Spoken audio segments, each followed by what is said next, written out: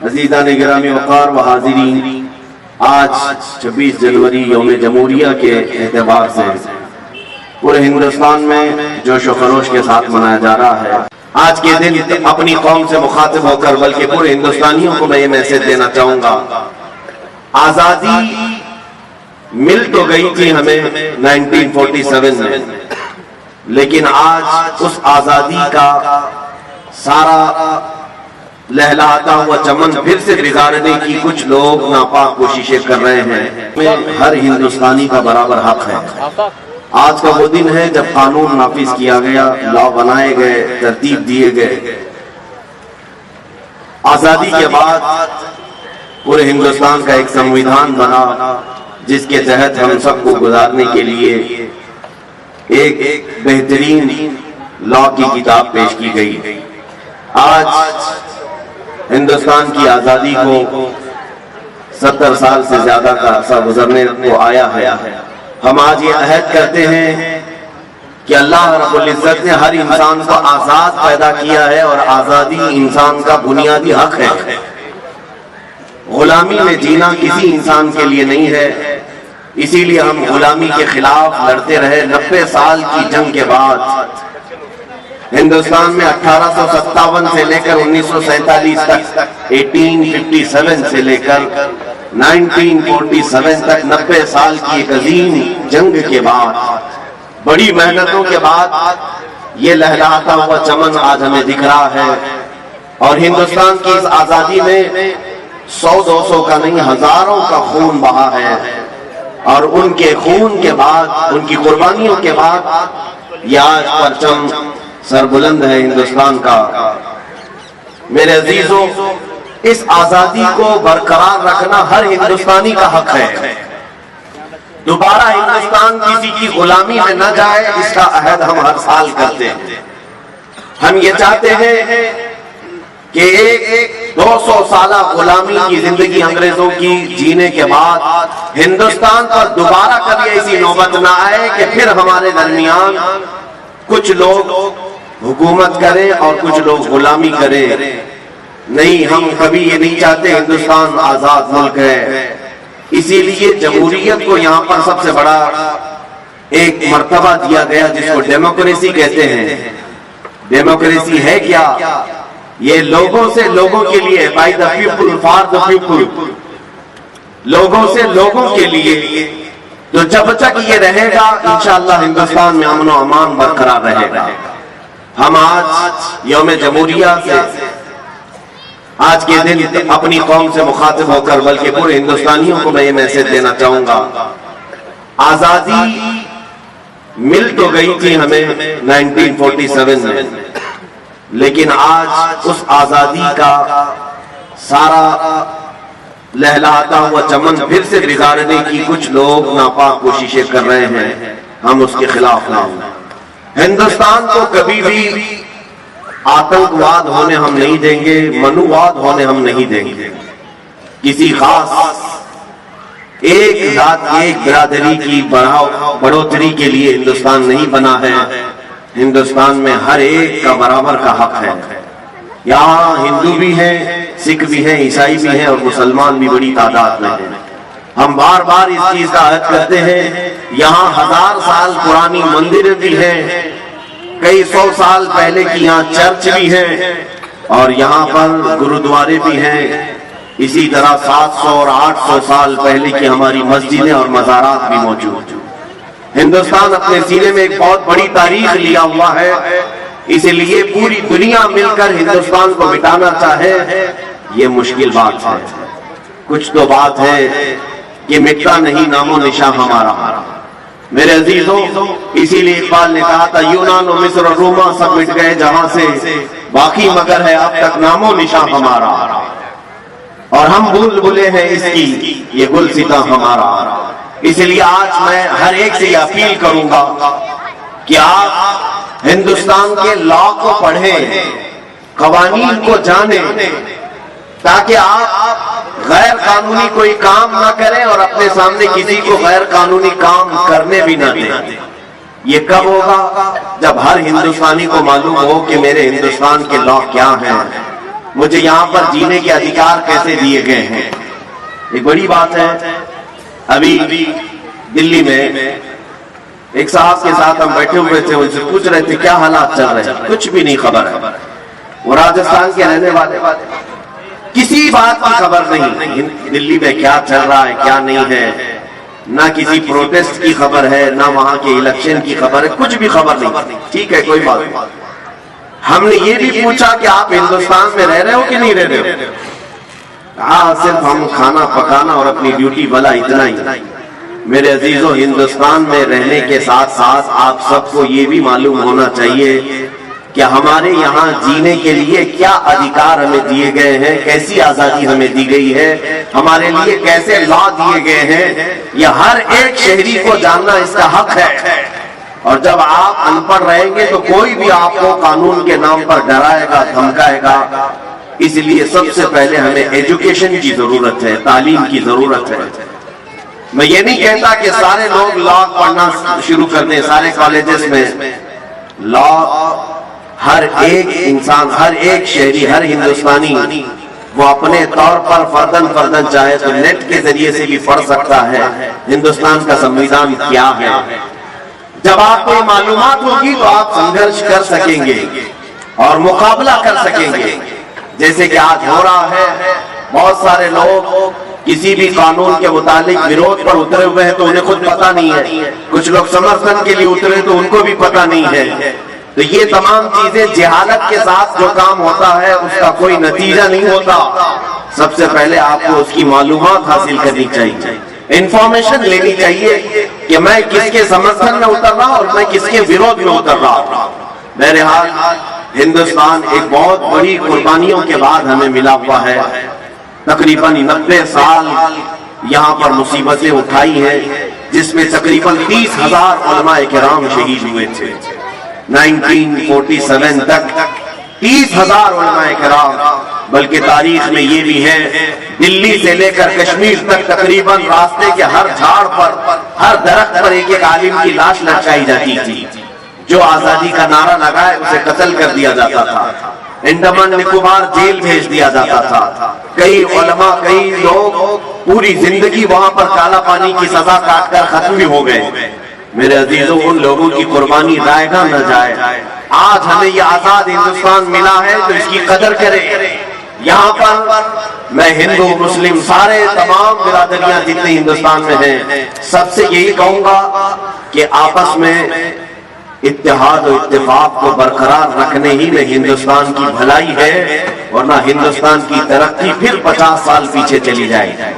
اگر ہم آپس کے فسادات رائٹس کرتے ہیں، آپ کو معلوم نہیں ہے کسی بھی شہر میں اگر فساد ہوتا ہے، رائٹس ہوتے ہیں، وہاں جو تباہی ہوتی ہے اس شہر کو دوبارہ سٹینڈ ہونے کے لیے پھر سے 10-15 سال لگ جاتے ہیں. جتنے گھر ٹوٹے، جتنی بربادیاں ہوئی، دوبارہ صحیح ہونے کے لیے اسے 10-15 سال لگ جاتے ہیں. اسی طرح ہندوستان میں اگر یہ مذہبی طور پر فسادات ہوئے تو اس کا نقصان پورا ملک کو ہوگا. ملک پھر 50 سال پیچھے چلا جائے گا اور پھر اس کو ترقی کرتے کرتے ایک زمانہ چلا جائے گا. اس لیے جو ہندو ہیں وہ بھی سمجھ لیں، جو سکھ ہیں اور عیسائی ہیں جو بھی ہندوستان میں جی رہے ہیں وہ سب سمجھ لیں کہ ہندوستان گنگا جمنی تہذیب کا ایک ملک ہے. یہاں عافیت اور بھلائی اسی بات میں ہے کہ نہ تم انہیں چھیڑو نہ ہم تمہیں چھیڑیں، یا کسی بھی طرح کے یہ بھید بھاؤ کے معاملات نہ ہو. ہندوستان نے جہاں ہم کو اذان پکارنے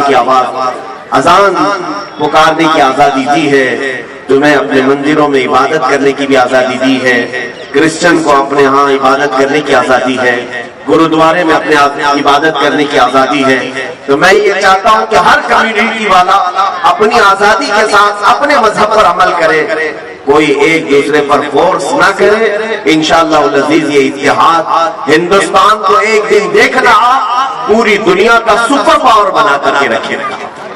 سپر پاور ہندوستان بن سکتا ہے صرف ہمارا یہ کمیونل رائٹس جو ہوتے ہیں، مذہبی فسادات یہ ختم ہو جائیں اور ہم ایسے لوگوں کے خلاف لڑتے رہیں گے، اخیر تک لڑتے رہیں گے جو ہندوستان کی کرسی کو خراب کریں گے. ان سے ہمارا ہمیشہ وروध رہے گا. میرے عزیزوں، پہلی مرتبہ آج یہاں پر ہم سب جمع ہیں میں زیادہ دیر آپ کا یہاں پر نہیں لوں گا. آپ کو دو چیزیں میں کہتا ہوں. دیکھیں، ایک آزادی ہے اور ایک پابندی ہے. آزادی ہے اور پابندی ہے. 1947 میں آزادی ملی، یہ سب کو پتا ہے، سارے لوگ جانتے ہیں.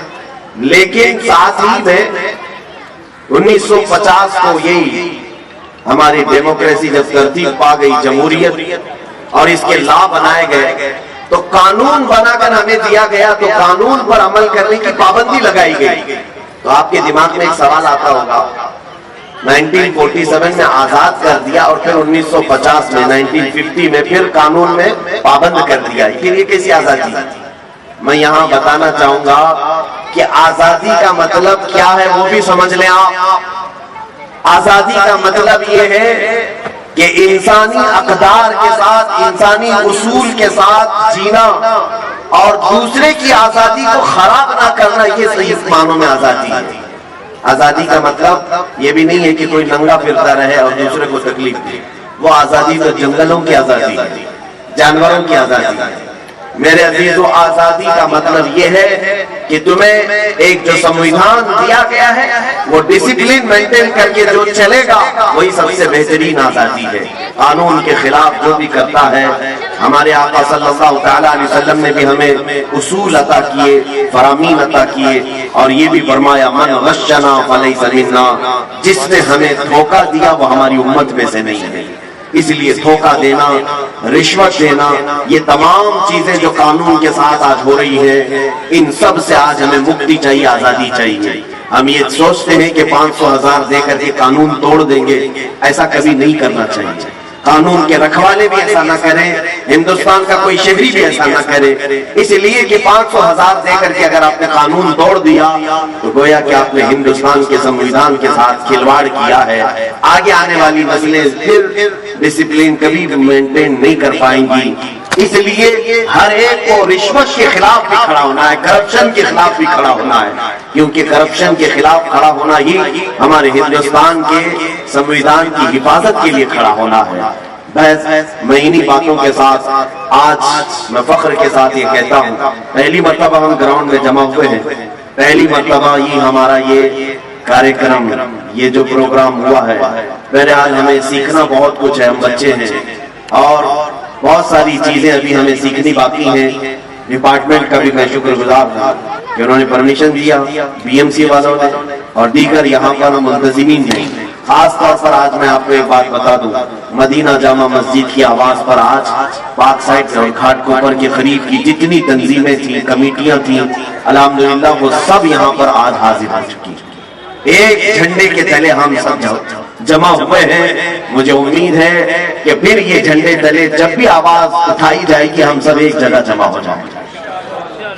جمع ہوں گے نا انشاءاللہ. یہاں پر میں سارے کمیٹیوں کے نام پڑھ نہیں پاؤں گا. الامان فاؤنڈیشن کی طرف سے ہے، رہبر کمیٹی کی طرف سے ہے. آپ اپنے بینر اوپر اٹھائیں تو پتہ چلے گا. شاداب ایجوکیشن ویلفیئر سوسائٹی یہاں پر ہے،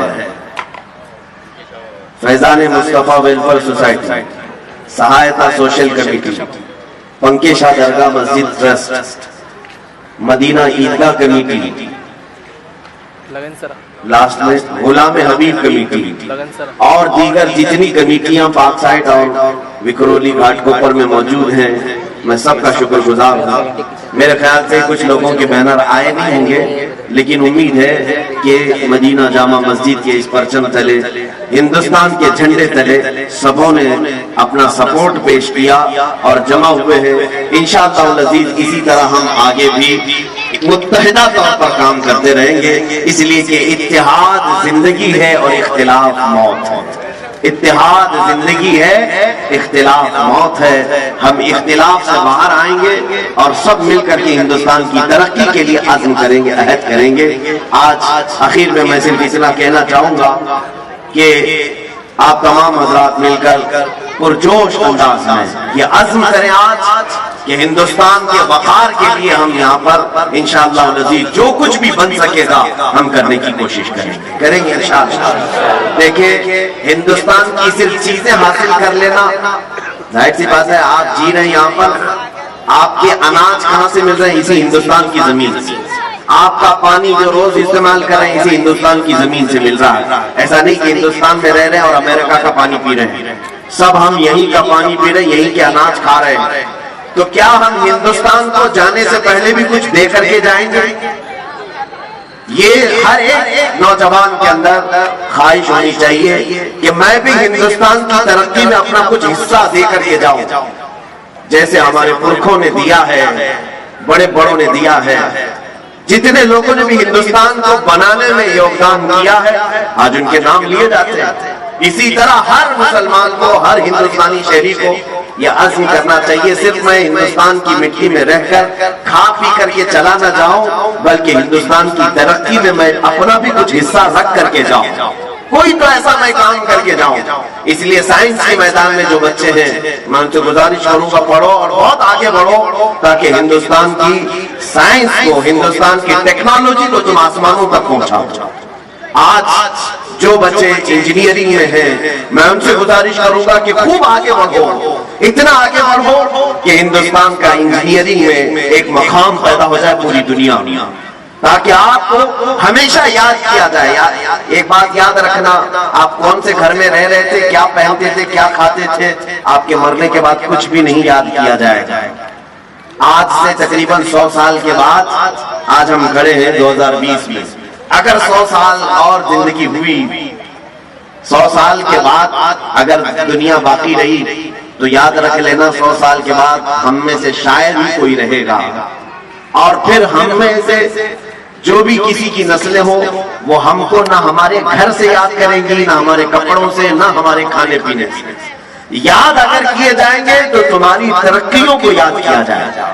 تم نے اگر کچھ کیا ہے, آج تاج محل کو یاد کیا جاتا ہے اس لیے کہ تاج محل ایک عجوبہ ہندوستان کی ترقی کے اور ہندوستان کا سر اونچا کرنے کے لیے ایک بادشاہ نے دیا. لال قلعہ دیا ہے, قطب مینار دیا ہے, اور بھی بہت ساری ایسی چیزیں ہیں ہندوستان میں جو ہندوستان میں رہنے والوں نے اس کی ترقی کے لیے دیا ہے. اسی طرح سے میں گزارش کروں گا ہر فیلڈ میں جو بھی ہے وہ ہندوستان کی ترقی کے لیے اپنا کچھ حصہ ضرور دے کر کے جائے. ظاہر سی بات ہے آج یہ بات یاد کی جائے گی. اگر آپ نے انجینئرنگ میں جیسے پلین بنانے والا کون تھا, سب سے پہلے ایروپلین کس نے اڑایا, وہ ہمیشہ یاد کیا جائے گا. کمپیوٹر کس نے بنایا, یہ ہمیشہ یاد کیا جائے گا. ٹیلی فون کس نے بنایا, یہ ہمیشہ یاد کیا جائے گا. ایسی کچھ ایجادات کرنے والے ہمارے پاس اسٹوڈنٹس ہونا چاہیے. میں ان کی حوصلہ افزائی کرتا ہوں. اگر کسی کے دماغ میں ایسی چیزیں ہوں تو سارے لوگ مل کر کے اس کی ہم مدد کریں گے تاکہ ہندوستان میں جو بھی پروڈکٹ ہوگا, مینوفیکچرنگ ہوگی, پوری دنیا پر ہم اس کو ایسا پیش کریں گے کہ انشاءاللہ العزیز دنیا ہمیشہ یاد رکھے گی کہ اگر یہ چیز کسی نے بنایا تھا تو وہ ایک ہندوستانی مسلمان نے بنایا تھا. انشاءاللہ العزیز آج ہم یہاں عہد کر کے جاتے ہیں. اخیر میں صرف اتنا ہندوستان کے لیے دعا کروں گا, اللہ رب العزت کی بارگاہ میں مولا کریم ہم سب کو اتحاد و اتفاق کی زندگی عطا فرمائے. مولا رب العزت ہم سب کو نظر بد سے محفوظ فرمائے. خاص طور پر پاک سائٹ وکرولی گھاٹ کوپر کے جتنے لوگ یہاں پر حاضر ہیں, آج یوم جمہوریہ کے موقع پر اے رب العالمین تیرے دربار میں ہم التجا کرتے ہیں جس طرح آج ہم آزاد ہیں, ہمیں موت تک تو آزاد ہی زندگی عطا فرما. مولا دوسروں کی غلامی سے ہم سب کی حفاظت فرما. پورے ہندوستان کے وقار اور عزت کو مولا تو دوبارہ فرما دے. جنہوں نے آج جس طرح سے بھی محنتیں کی ہیں سب کو اس کی اپنی شان کے مطابق اجر عطا فرما. اے کریم خدا ان نونہال بچوں کے مستقبل کو روشن و تابناک بنا دے. ہماری ماؤں اور بہنوں کی عزت و وقار کو بلند فرما دے. ان کی کوکھ سے نیک و صالح اولاد نصیب فرما. خصوصاً مولا ہمارے مذہبی شعار کی تو حفاظت فرما. جو بھی ہمارے دین و ایمان اور ہندوستان کے امن و چین و سکون کو غارت کرنے کی کوشش کرے, اے مولا تو اس کے لیے کافی ہو جا. حسبنا اللہ و نعم الوکیل, نعم المولا و نعم النصیر. وآخر دعوانا الحمد للہ رب العالمین. السلام علیکم. نعرہ تکبیر, نعرہ رسالت, ہندوستان, ہندوستان, ہندوستان, انقلاب, انقلاب, بھارت کا سنویدھان. السلام علیکم.